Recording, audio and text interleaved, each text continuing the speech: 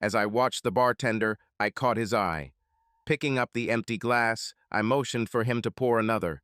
This will be only the second bourbon in the last 2 hours. I'm no wimp when it comes to drinking, but until a month ago, I had too many morning awakenings where I didn't remember what I did the night before. My problem is that the more I drink, the more thirsty I become. So now I limit myself to 2 drinks. Anyway, I'm sitting here waiting for a friend to walk through the door and save me. This is a story that will bring you back to my bar stool. My name is John Henry Kelly. I was named after my 2 great-grandfathers. It may not be that important to some, but I am proud of my heritage. At 6'2" and weighing about 210 pounds, I'm slightly larger than average. I think the story really begins in high school. By my senior year, I was of age and had a reputation for hooking up with girls quickly. My nickname was actually Slippery. The reputation was well-deserved, I might add, and I did date, love, and leave many girls. Today, I would be called a ladies' man. Usually, most of the girls I talked to were also ladies' men. There was no harm to the general population. The only exception is the reason I'm telling this story. The county fair opened on the same day as my graduation, and many graduates went to the fair to celebrate. Leslie Ann Bennett, I was also at the fair. She was the daughter of Thomas Bennett, pastor of the largest Baptist church in our city, and I met her by chance at the fair. She was and remains a very attractive young woman in her own right. Attractive until you see the twinkle in her eyes, and you know there's a devil inside her ready to come out. I thought that I was the one who could release this devil. We spent most of the evening together at the fair, but she had to go home with Cousin Jenny. I agreed to meet her the next evening at the fair. When we met the next evening, we simply walked past the fair towards the river. We had already seen all the rides at the fair, but I wanted to see the rides that Leslie had to offer. Walking together, holding hands, we found a very quiet beach. It was very secluded and far from the road.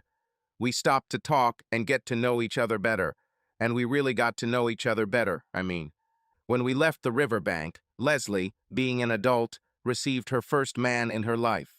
I lived up to my reputation as a bad boy and seduced this young lady. Now, this is important. I didn't force her. I actually tried to slow things down 3 times. I really tried to behave myself. I know it's hard to believe, but it's true. Leslie was not one of the typical girls I hung out with. She was a good young lady and a preacher's daughter. However, the devil was released, and neither of us could resist the temptation he offered. As usual, the next day I almost forgot the words of love that I whispered to Leslie. This was my normal trick. I told the girls what they wanted to hear, but I didn't necessarily mean it. Oh, I may have meant it at the time, but it was usually just a way to get closer to certain young girls. Most of the girls I dated knew I was a ladies' man and didn't believe all the bullshit I was saying. But that didn't concern Leslie Ann Bennett. Leslie believed my words and thought she had found the love of her life. She called me the next day and started talking about when we would see each other again. Leslie also mentioned something about meeting her family, getting engaged, and some other very scary ideas. At least they scared me. I tried to be gentle with her. I really didn't want to offend her, and I didn't want to get married right now. Eventually, she realized that I was not her knight in shining armor, and we weren't going to ride off into the sunset together. The next day, everything went wrong. Mr. Bennett came to my garage where I was working part-time. He wanted to know whether my intentions towards his daughter were noble, in other words, whether I intended to make her an honest woman. I told him that I had no intentions towards Leslie, honorable or otherwise. Mr. Bennett informed me that financial arrangements would be made if I married Leslie. He said that I would be given a house, a car, and a well-paid job. Mr. Bennett, Leslie is a very nice girl, and we had fun together. But that's all it was, a little fun, I told him. You took advantage of a young, impressionable, and innocent girl, John. I intend to make sure you take up your responsibilities, young man. From that moment on, everything went downhill. He walked away muttering something about revenge, the commandment, "Thou shalt not commit adultery," and some other wonderful things. A week later, my boss called me into his office. He said he was firing me. I asked why, and he said he couldn't afford to keep me. I offered to work fewer hours or for less hourly pay if he wanted. I wanted to work with machines, and it was a good experience. Finally, he broke down and told me that Mr. Bennett was putting pressure on him. Bennett was on the bank's board of directors. The bank held a mortgage on the garage, hence the pressure. I sat in the office for a minute, digesting this information. Don't worry about it, boss. It's time for me to move on. You've been good to me, and I've learned a lot. Thank you. The next morning, I packed my things into the truck and headed west. I thought I could always find a job repairing cars and support myself. That's exactly what I did. I found a job in Arizona at a used car lot. Cars would come in needing repairs, and I would fix them so they could be sold. I could fix most of them cheaply, increasing the site's profits. About 8 months after starting work on site, one of the owners and I opened our own auto repair shop. He provided the money, and I did the rest. The share was 60-40, 40% belonged to me. Becoming a partner in this business was a significant achievement for a 20-year-old guy. Our garage has been a great success. Things went great for about a year and a half. Then my share of the profits began to decline. I talked to my partner about the decline in profits. He said costs have risen dramatically and business has dropped. It didn't seem true. We had so much work to do that the recording was 3 weeks in advance.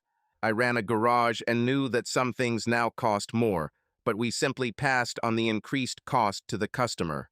The increase in cost did not justify the shortcomings that my partner stated. I did some research and found out that my dear old partner had a gambling problem. That's where the money went. I showed him the results of my investigation, and he confessed. He offered to buy out my share when I threatened to go to a lawyer to get my money. The business was worth more than the 100,000 he offered, but I just wanted to leave.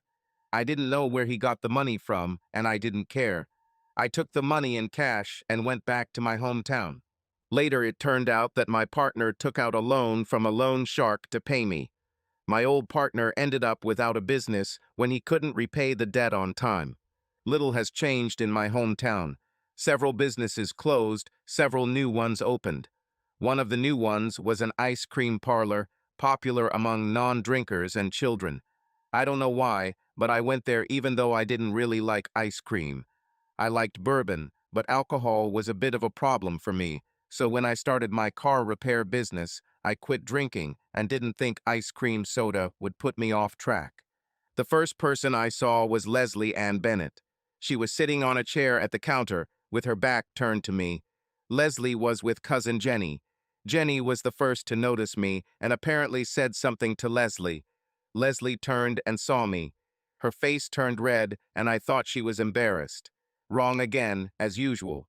I walked over and said, "Hey, Leslie, Jenny, how are you guys?" The next moment, my face lit up and my ears began to ring. Leslie hit me. I raised my hand and Leslie flinched slightly. I think she thought I was going to hit her. I just rubbed my face and looked at her.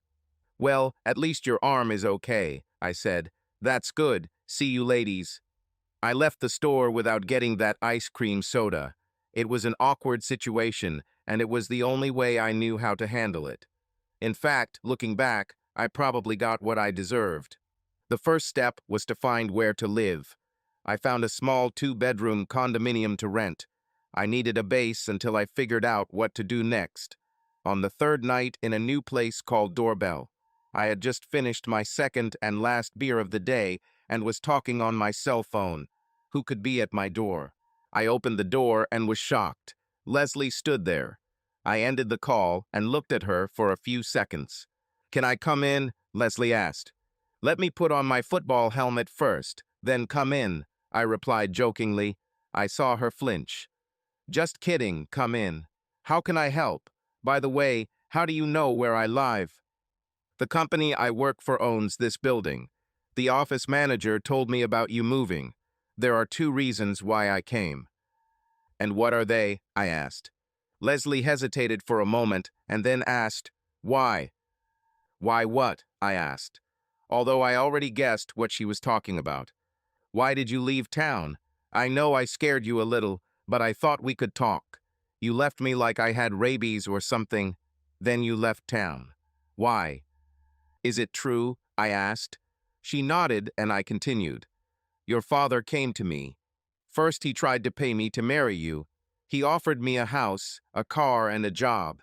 When that didn't work, he pressured my boss to fire me. I didn't have work, and a powerful man was against me, so I left town. My father, right, I could have guessed. You didn't like me at the time, but I thought it was funny that you left because of me. You didn't seem like the type to run away because of me. I'm sorry, my father had no right to treat you like that. It's okay, everything worked out, maybe for the better. About that night by the river, John, I need. Stop, girl, now it's my turn. I have a couple of things I want to say about this. If your father hadn't intervened, I would have called you or met with you to discuss stuff. Were you going to call me? Leslie seemed surprised. Yeah, I was. Look, Leslie, we had a great time that night, but I didn't feel good afterwards. You weren't one of the girls I usually dated. You were special. If you remember, I tried to slow things down a few times. You didn't have any men before me. I shouldn't have been surprised by your reaction after that. I wanted to talk to you and explain myself, but I didn't have a chance. Sorry, John. I seem to be constantly apologizing, huh? Well, I do apologize for all the trouble. How do you apologize? Dinner with me tomorrow night, I said. What? Just dinner. Nothing more.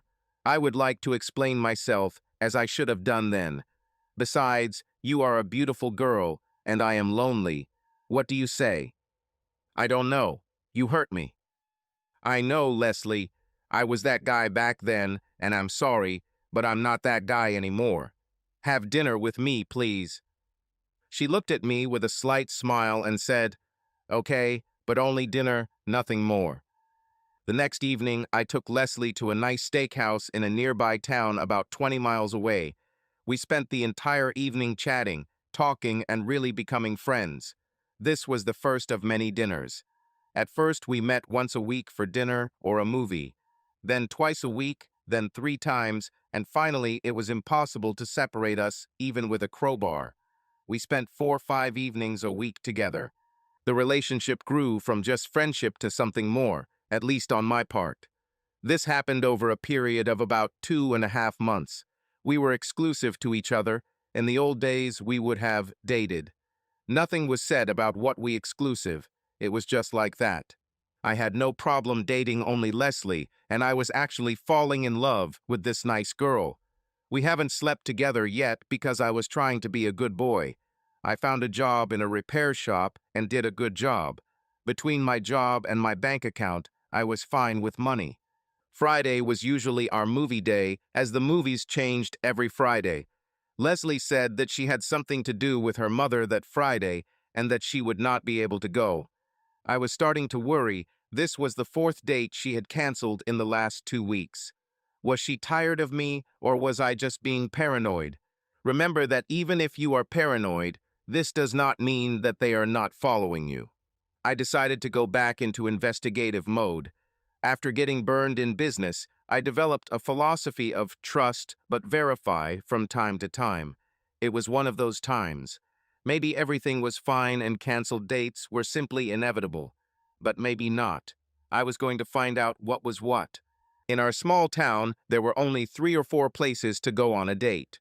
You could go to a movie, an ice cream parlor, dinner at one of 3 places in the city, or go to the Crystal Palace. The Crystal Palace was a bar and grill with dancing every night and live music on the weekends. If Leslie was going somewhere, I didn't think it would be a movie or an ice cream parlor. People there knew both of us and would probably say something to me about us not being together. The Crystal Palace was where I would start. There were a few other bars in town, but they were small, local types, not real date spots. Our date was scheduled for 7 o'clock, so I waited until 9 o'clock and pulled into the Crystal Palace parking lot. There, in the front row, was Leslie's car. Apparently, her mother wanted to have fun. I mean, Leslie had to help her mother today, or so Leslie said. Leslie and I have been to the Crystal Palace a few times, but not often enough to be regulars. The likelihood of anyone giving her away was slim. I walked through the back door and entered the building. There is a corner at the end of the bar where I could see most of the place and not be seen unless someone was specifically looking for me. I didn't think Leslie would be looking for me. I sat down on the last chair in this corner and looked at the dance floor. Leslie and Jenny were sitting at a table on the far side of the dance floor. Leslie wore a short skirt and low-cut top that showed off her cleavage. I would be upset if Leslie canceled our date just to meet Jenny. It wasn't about the canceled date, it was about the lies she told. Like I said, I was upset that Leslie lied to me. What made me want to punch someone in the face were the two guys sitting with them. It seemed like Leslie and the guy she was with were very comfortable with each other. He hugged her chair and put his hand on her knee. They talked and laughed together, and my heart broke. I watched them for about 30 minutes, I don't know how. They danced 3 or 4 times, and the slow dances were the hardest for me. It wasn't that they were kissing, but Leslie shouldn't have been there in the first place. Besides, it didn't seem like this was the first time they'd been together, and then I recognized him. It was Bill, the guy she was dating before I returned to town. I didn't know why they broke up, and it didn't matter to me. I had Leslie. Well, at least that's what I thought. Apparently, I was wrong. Okay, what should I do? I asked myself. If I walked up to their table and started asking Leslie what she was doing, trouble would start. I was so angry that I didn't think I could control myself. I could picture it in my mind. If I had walked up and asked Leslie what she was doing, her beau would probably have said something. I would have smashed his head, and then his friend would have intervened too. I would have smashed his head, or maybe mine. I didn't know if I could handle both of them. I wasn't afraid, but I didn't want to be beaten and put in jail if there was a better way. The old version of me would have said, go and fight, be a man. The new version of me would say, okay, but if possible, let's find a better way. You can always go back to the fight. Then I had another thought. Leslie and I were not engaged or married. We were just meeting, exclusively, as I thought, but we were just meeting. If we were married, I would punch him in the face for touching a married woman. I thought the guy wouldn't be there if Leslie didn't want him there, so it's all on her conscience. The guy probably didn't know about me and Leslie, or if he did, he was simply responding to Leslie's signals. It wasn't his fault. But this does not mean that he will go unpunished. I had a plan, and if he didn't interfere, fine. If he interferes, one of us will feel bad. I waited until the band took a break, finished off the large bourbon I was sipping, and walked across the dance floor. I stopped 10 feet from their table and just stood there, waiting. Leslie and her boyfriend were laughing about something and looking only at each other. Finally, she looked up and saw me. Leslie did a double take, and her eyes grew big. Her hands went up to her face, and she started shaking her head as if to say no, no. Jenny turned to see what Leslie was looking at, and I heard her say, "Oh, shit." Leslie stood up and began to walk around the table towards me. I just raised my hand to stop her, and she sat back down. Walking closer to the table, I asked, "Leslie, where is your mom? I didn't know she liked places like this. We could have taken her with us last time we came here." Leslie didn't know what to say. I pulled Leslie's photo out of my wallet and placed it on the table in front of her. I removed and added the St. Christopher medallion she gave me. The belt buckle she bought me at the rodeo joined the little dog in front of her. As I leaned across the table to say my piece, her beau put his hand on my shoulder to stop me. His friend also stood up. "Don't interfere, Bill. This is none of your business," I told him.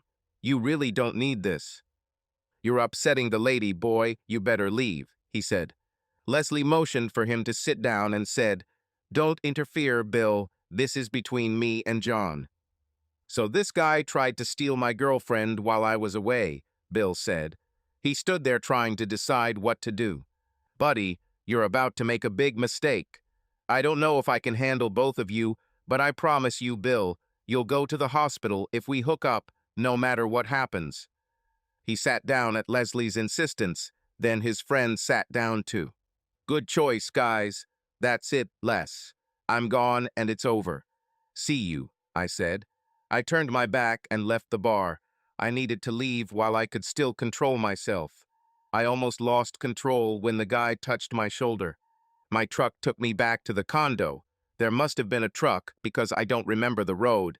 My cell phone started ringing before I got home. I just turned it off. I knew who it was and didn't want to talk to her. When I got home, I grabbed a bottle of Jack Daniels and sat on the deck.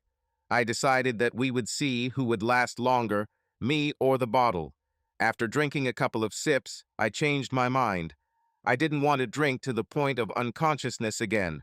Was there, did this, got the damn t-shirt.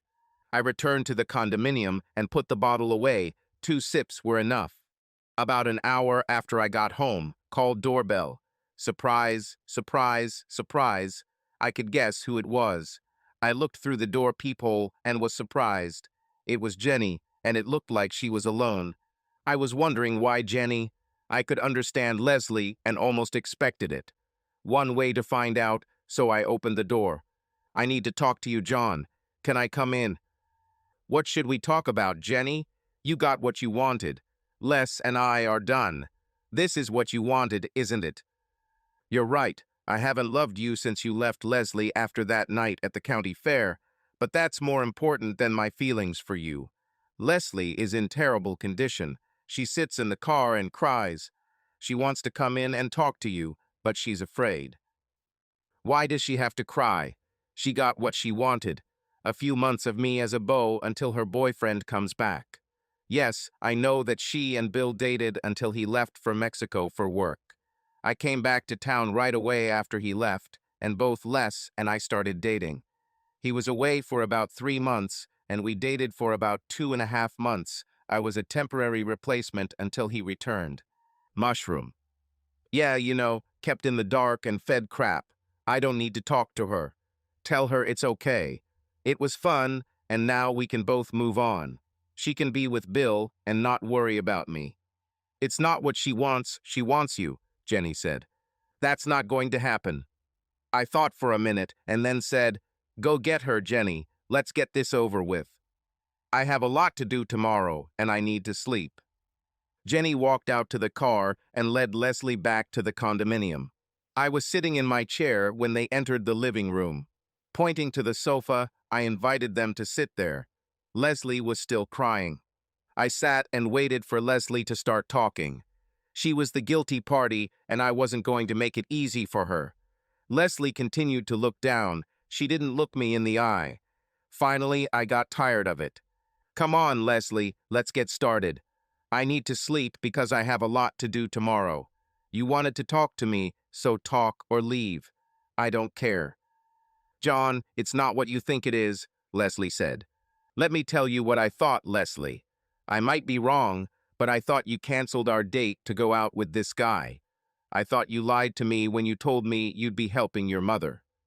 It seemed to me that you went dancing and having fun with Bill. It seemed to me that you allowed him to hug and kiss you.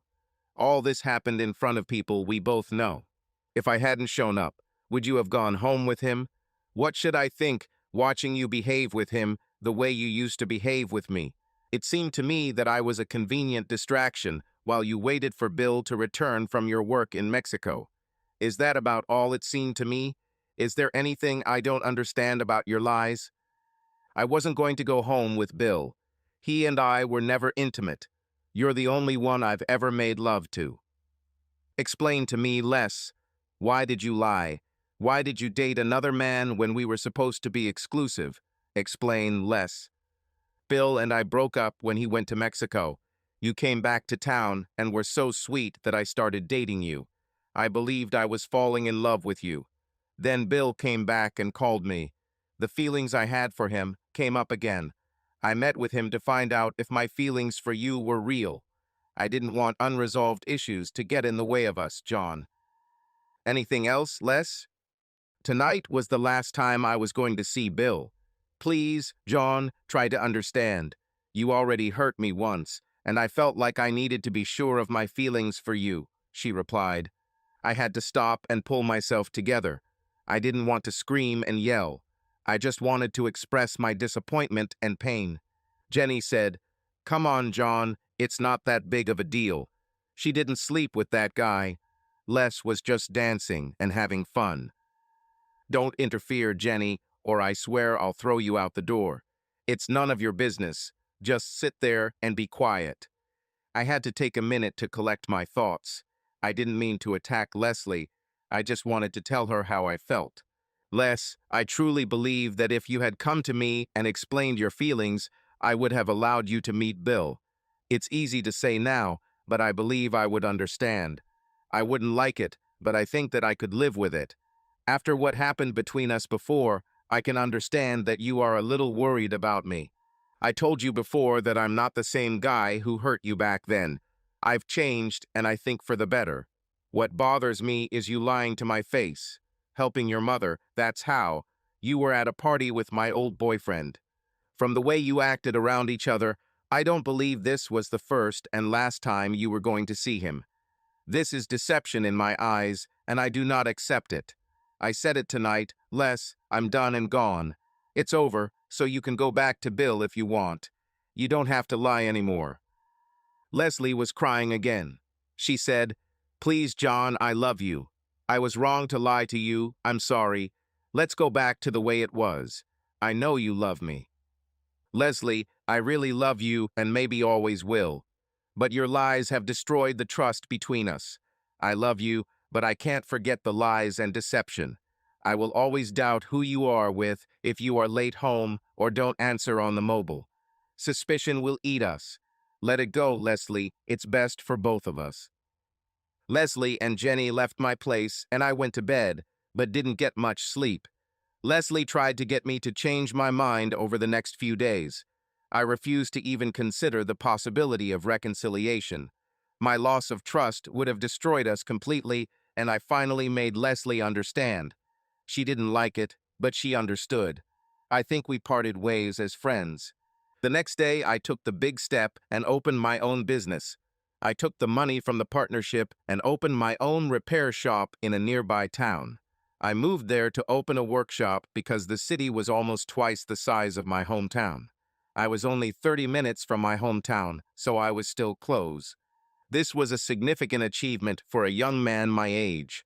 It was a little difficult at first, but soon I had 2 guys working, and we had a booking booked at least 2 weeks in advance. The reason my shop is successful is because we do the job right the first time and we stand behind our service. It was 2 years ago. Unfortunately, I can't work on cars as often as I'd like. Now paperwork, management, and customer service take up a lot of my time. The downturn in the economy hasn't hurt my business. If anything, it has increased it. People didn't buy new cars as often and had to keep the old ones running. This increased the work for me. I decided to hire another mechanic and an office manager. This will allow me to get back to working on cars. The shop was closed, and I was in my office trying to figure out expenses. I heard someone knocking on the store door. Looking out the office door, I saw a woman at the door. I got up, went to the door, and shouted through the glass that we were closed. Can you take a quick look at my car? The lights are getting dimmer, and I need to get home. Please, I'll pay you for your troubles. I was weak in front of beautiful women. She was tall, slender, with red hair and freckles. The perfect Irish lady. I was lost. I opened the door and told her to come in. Thank you, I need to get home as soon as possible. My name is Julie O'Reilly, she said, shaking my hand. Her handshake was firm, not like that of an ordinary woman. John Henry Kelly, I answered. She really is Irish, I thought. Bring the car in, let's see what the problem is. The car was a vintage Mustang convertible. She gave me more information about how the car was performing. I opened the hood and, using my skills, found the problem within 5 minutes. I explained that her alternator was faulty and the car was running on battery power. This is why the headlights dim. I explained that the car would soon die and would not start again. Can you fix this? I really need to get home as soon as possible, she asked. Can't fix it tonight because we don't have the parts, but it will be done by the end of the day tomorrow. You can use the phone in the store to call someone to pick you up. I'll stay until they get there. I'm not married, but I can call a taxi. Will you stay until he arrives? I nodded, and she made the call. She was upset when she ended the call. It turned out that the taxi would wait 40 minutes. You know what, Julie? I'll close up the store and take you home if waiting for a cab is a problem for you. Normally, I wouldn't let you worry, but I really need to get home. My dad is home alone. He will get up and start moving if no one is around to stop him. He broke his leg in a motorcycle accident, and he needs to stay away from legs, so I accept your offer. Thank you. I locked the store again, put Julie in my truck, and drove her home. During the 30-minute journey, we talked a lot and became friends. She was an office manager at a real estate agency. Her mother died and her father lived with her when he wasn't traveling. Julie listened to my story, at her insistence, I will add. Overall, time passed quickly. Nice house, I thought when I drove up to her entrance. Julie invited me to dinner as a thank you for the trip, and she wouldn't take no for an answer. I met her father, and we became friends immediately. I was sad to leave, but enjoyed a very good dinner and great company. The next day, Julie came to my shop to pick up the car. She wanted to pay more for the trip home, but I refused. We discussed this for a minute, and I suggested a compromise. Buy me a cup of coffee from the diner next door, and we'll be even. I got a nice dinner last night as a thank you. She agreed to coffee. This was the beginning of our romance. We discovered that we had common interests such as country music, classic rock, rhythm and blues, same taste in cinema and similar political views. It was amazing. She was the female version of me, and of course more attractive. We went on a few dates, and I started to fall in love with her. A lot. I've been burned before, so I made it clear that I wanted an exclusive relationship. She simply smiled and said, of course. Our meetings became more intense. We went hiking, fishing, to the movies, and just sat at home and talked. It was perfect. About 8 months into our relationship, 7 months, 2 weeks and 4 days to be exact, but who's counting, I proposed to Julie. She laughed and cried at the same time, and she said yes. We were supposed to get married in 6 months. 3 months before the wedding, an obstacle occurred on the way. Not an obstacle, but a whole mountain. It was Thursday, and I was closing the shop when I had a visitor. Jenny came into my office and asked to talk. I was very surprised because I hadn't seen her since the night Leslie and I broke up over 2 years ago. What are you doing here, Jenny? I need your help. Actually, Leslie needs your help, John. I didn't know who else to turn to. Leslie and I broke up over 2 years ago. Why are you contacting me now, Jenny? Jenny asked me to just listen to her. She explained that about a year and a half after our breakup, Leslie's parents died in a car accident. Leslie had no money other than her part-time job. The house where her family lived belonged to the parish, so she had to move. Leslie moved in with Jenny for a while, but Jenny was leaving for a job in another state in 6 weeks. 2 weeks after Leslie moved in, she and Jenny were at an ice cream parlor and met Bill. Leslie hasn't seen him since that night at the Crystal Palace. Leslie and Bill started dating again. Leslie then moved in with Bill the same week Jenny left town. Last month, Jenny returned to her hometown. Her job in another state closed due to the economy. She met Leslie at a gas station and couldn't believe the change in her. Leslie had lost weight, had bags under her eyes as if she hadn't slept, and bruises on her face. Jenny asked what was going on, but Leslie didn't want to talk and left. Jenny watched and saw Leslie around town. Leslie always looked bad with new cuts on her face every time Jenny saw her. Eventually, Jenny forced Leslie into the ladies' room at the gas station and demanded to know what was going on. Bill turned into a jealous, cruel bastard. He beat Leslie.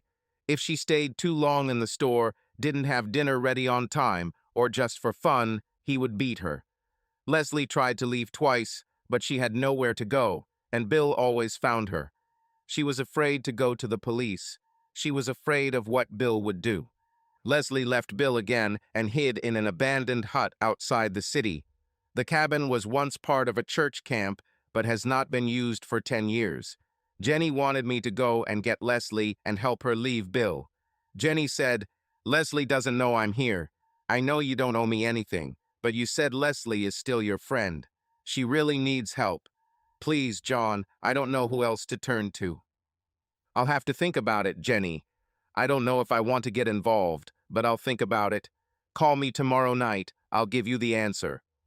I thought I needed to talk to Julie about this before I promised anything. I knew what I wanted to do, but Julie was part of my life now, and she had a right to at least know what was going on. If I do what I set out to do, I could end up in jail if something goes wrong, or even lose my shop. That evening, Julie and I had to make final decisions about flowers and other things. She talked about colors and arrangements and things like that. I didn't listen. Okay, John, what's on your mind? You haven't heard a word about flowers or anything. What are you thinking about? She smiled when she said this. There's a decision I have to make, and I can't figure out what to do, Julie. I want your opinion, but you need to hear the whole story before you say anything, okay? Of course, John, what happened? How can I help? I started from the beginning, from those years at the county fair, the time after my return to the city and my breakup with Leslie. Julie wasn't very happy hearing about my ex-girlfriend, but she listened without interrupting. When I finished, I asked her what she thought. Let's see, you want to go and play hero with your ex-girlfriend. In the process of rescuing her, you could end up in jail or lose your business. Is that right, John? Julie seemed angry. You forgot about helping a woman in real trouble. She has no one to turn to, and perhaps I can help. I can't make the decision for you, John. You have to decide for yourself. Just remember, if you decide to help her, you're jeopardizing our upcoming wedding and our future together.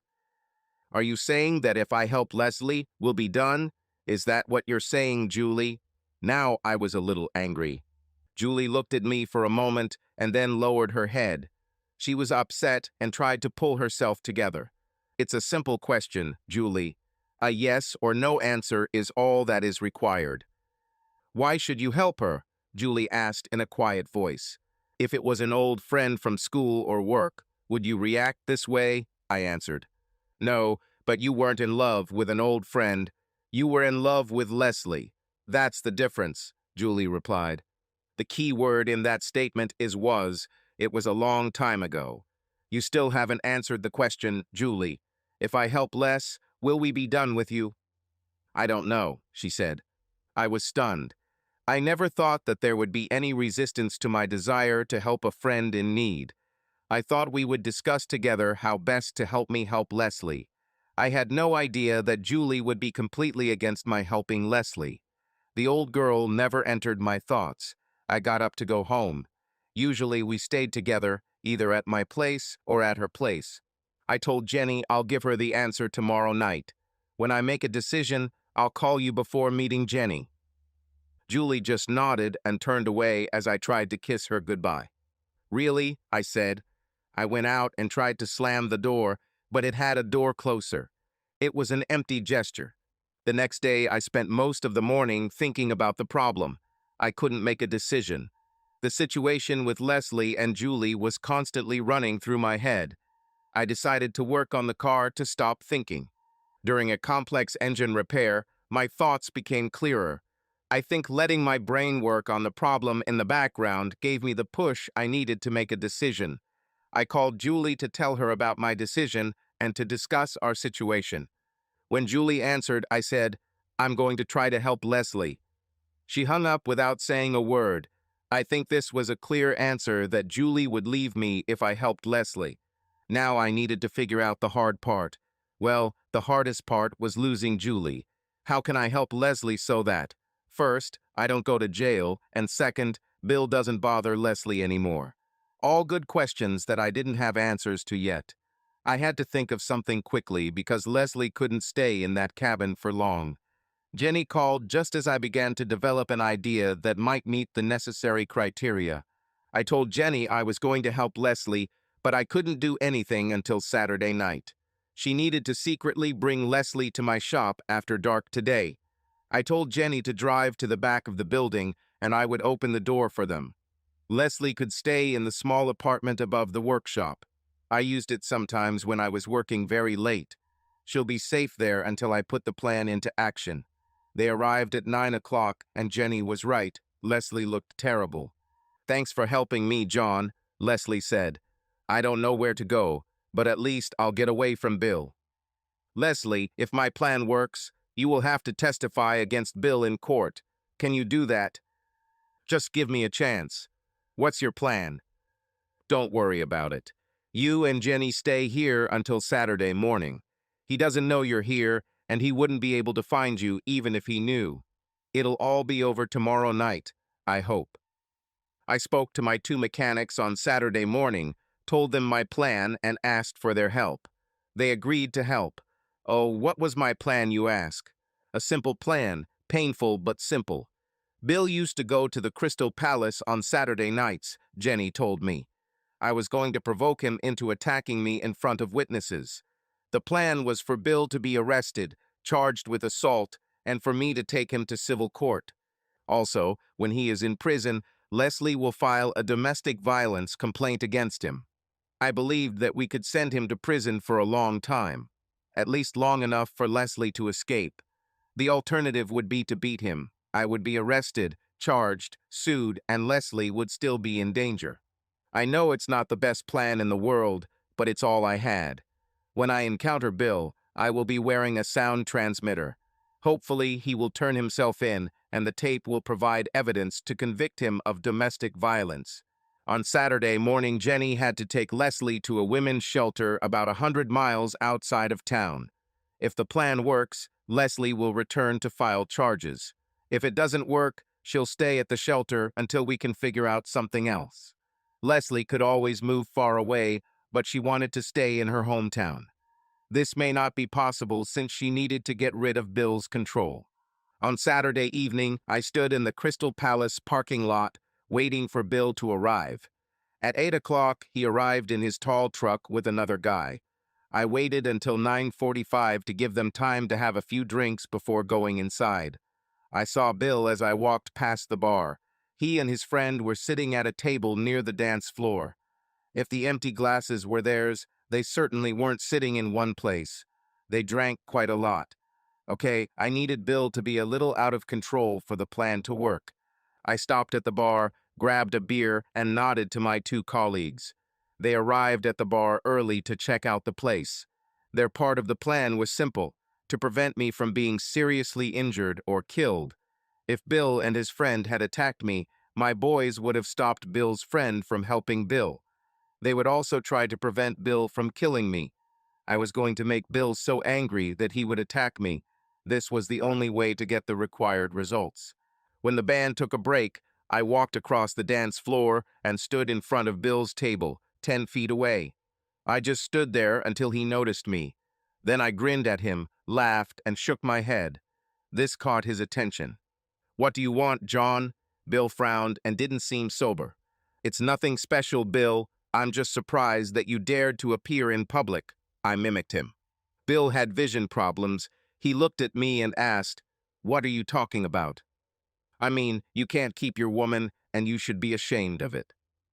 "You mean Leslie? I have her in my arms. She is with her aunt in Moberly and will be back tomorrow." "Bill, she doesn't have an aunt in Moberly. She came back to me, and I hid her in a motel out of town. Looks like I stole your woman and didn't even try. You must be some man. Your woman left twice from you to me, and you say you control her? That doesn't work very well." "I give her the back of my hand if she gets out of line," Bill admitted. "Leslie is afraid to cross me because she knows I'll send her to the hospital again if she crosses me." "You probably didn't hit her too hard because she's back with me." "You're lying," he shouted. "No, she said she wouldn't mind the beating if the sex was good, but you couldn't even do that." "You're lying," he shouted. "No, she said you're not very good in bed." I think that last remark infuriated Bill. He growled and rushed across the table towards me. His friend also headed towards me. The plan was to let Bill hit me a few times and then get away before I got seriously injured. It didn't quite work out that way. The Crystal Palace employs some of the biggest men I've ever seen as bouncers, and 3 of them showed up to stop the fight. Thank God, I thought. They grabbed Bill and subdued him. His friend looked around, decided to leave, and drove off. One of the bouncers helped me to my feet. He helped me to a chair and told me the sheriff was on his way. I asked my friends to write down the names of some other people as witnesses and waited for the police. The sheriff arrived, conducted a short investigation, and arrested Bill. He said he was pressing charges of assault with a weapon, drunkenness, and disorderly conduct, damaging private property and disturbing the peace. Bill was holding a bottle when he attacked me, and it was an assault with a weapon. He also broke a table, and there was damage to private property. As he was being handcuffed, Bill began cursing at the sheriff and tried to break free. The sheriff added resisting arrest and interfering with an officer in the performance of duty. That's right, keep adding charges against Bill, that's good.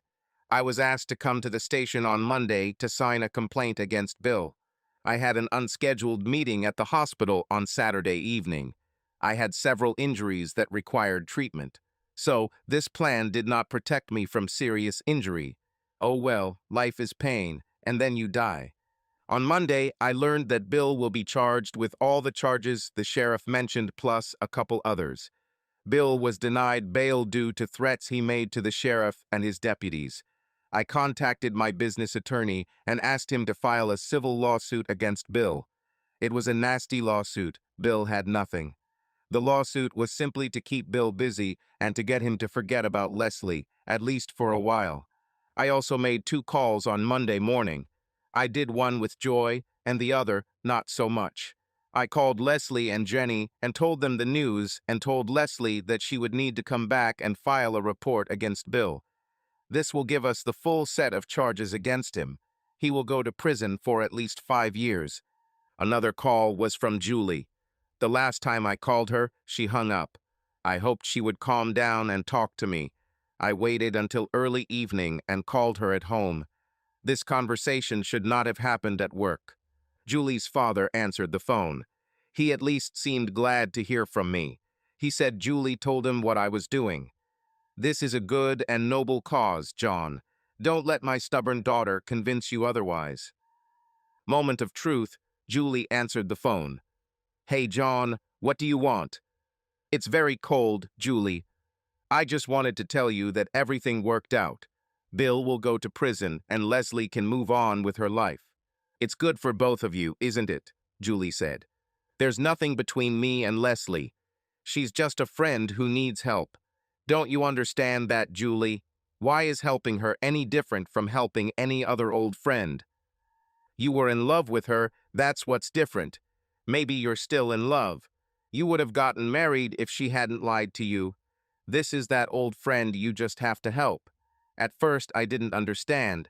If she cares about you so much and hurt her then, why do you want to help her now? Now I know it's only because you still love her, John. That's not true, darling. You are the one I love. You are the one I want to marry. And you are the one I want to spend the rest of my life with. Only you. She was in deep trouble and needed help. I don't see it that way, John, and I probably never will. I can't marry a man unless I'm sure I'm the only woman he loves. I'm not sure you feel that way, John. Goodbye. Julie hung up. Maybe she'll calm down in a couple of days, I thought. I'll call her then and try to convince her that I love only her. On Wednesday evening, I called Julie again. She answered, but didn't seem happy to hear from me. I haven't changed my mind, John. You knew how I felt before you started this mission of mercy, and you did it anyway. That tells me a lot. I think we're done, John. Please don't call me again. She hung up again. The next day, the courier delivered the package to me, but there was no return address on the envelope. Inside was Julie's ring and the key to my apartment. I think it showed her feelings clearly. I tried to see or talk to Julie several times, but she refused to answer my calls. I saw her in the city and tried to talk to her. She simply ignored me and walked past. Finally, I gave up. That same day, I received a call from Leslie. Thank you for helping me, John. I don't know how much longer I could have gone on. I owe you this, Les, and I'm glad you're free of that bastard. What are your plans? I'm at the women's shelter now. First, I'll come back with everything to file a formal report against Bill. Then I'll stay here for a few days until the abrasions have faded a little.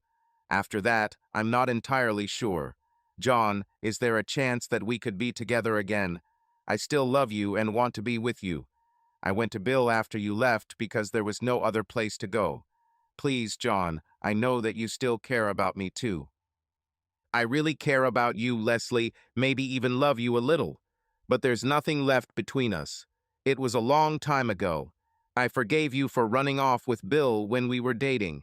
I even forgave you for lying to me. I have forgiven, but I cannot forget it. Okay, John, I get it. I should have asked you. I won't bother you anymore. Thanks again for saving me, John. You're a good friend, Leslie said. Keep me posted, Les, and let me know how you're doing. If you need anything, call me Les. I'll be there, I promised her. Well, I did what I thought was right for my friend, but it cost me my fiancé and my future. I spent about a month trying to forget Julie through drinking. My business started to suffer, but at that point I didn't care. An old acquaintance and a new friend came to tell me that Bill had been sentenced to 5 years in prison. Between the assault charge and the domestic violence charges filed by Leslie, he's going to jail for a long time. She also pointed out that I could lose everything I had worked for because of my drinking. She said it would be a shame if I fell apart after doing such a heroic thing in helping an old friend. My new friend also reminded me that I had gotten over Leslie and that I could get over Julie. She said, I need a new woman in my life. We discussed my problem, and I decided that she was right and greatly reduced my alcohol consumption. I also decided that she was right about the new woman in my life. I asked her who it could be, and she said that she had changed her mind about me when I agreed to help Leslie, and that perhaps I was not such a lost cause. I guess we'll have to explore our newfound company. I heard that Leslie moved to another state to live with her aunt and uncle. She is doing well and has gone back to school. She plans to get the education and training needed to help abused women and children. While her training is not completed, she volunteers at a women's shelter. It was nice to hear that she had found purpose and was moving on. Now you can join me here at the bar as I sit with my second drink and wait for my friend. She's already saved me from myself, so I'm looking forward to where this friendship can lead. Here she comes. You remember Jenny, don't you? Subscribe to our channel so that your love doesn't cheat on you, and go ahead and listen to the next story, because this story is nothing compared to the next one. If you're under 18, don't even think, click to the next one. Click to the next one. Click to the next one.